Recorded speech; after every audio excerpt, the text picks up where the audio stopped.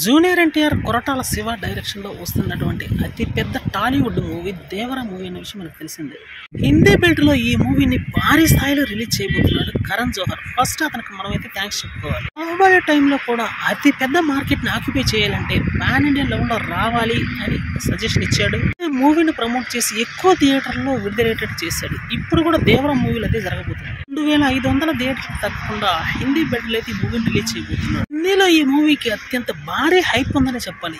ఎందుకంటే సైఫ్ అలీ ఖాన్, జాన్వీ కపూర్ ఇద్దరు నార్త్ లోనే ఉన్నారు కాబట్టి ఈ మూవీకి భారీ హైప్ నెలకొంది. సాధ్యమైతే వీలైనన్ని ఎక్కువ థియేటర్లో ఈ మూవీని అయితే హిందీలో రిలీజ్ చేయడానికి కరణ్ జోహర్ విశ్వ ప్రయత్నం చేస్తున్నాడని చెప్పాలి. ట్రిపుల్ మూవీతో జూనియర్ ఎన్టీఆర్ సరికొత్త క్రేజ్ సంపాదించుకున్నాడు హిందీ బెల్ట్ లో. అందువల్ల ఈ మూవీ అక్కడ కూడా భారీ స్థాయిలో రిలీజ్ కాబోతుంది. వ్యాప్తంగా ఈ మూవీకి మొదటి 3 రోజుల్లో అత్యంత భారీ కలెక్షన్స్ వస్తాయని మాత్రం చిత్ర యూనిట్ ఖచ్చితంగా ఎక్స్పెక్ట్ చేస్తుంది. హిందీలోనే కాకుండా ఈ మూవీని మిగతా లాంగ్వేజెస్ లో కూడా అద్భుతంగా రిలీజ్ చేయబోతున్నారు.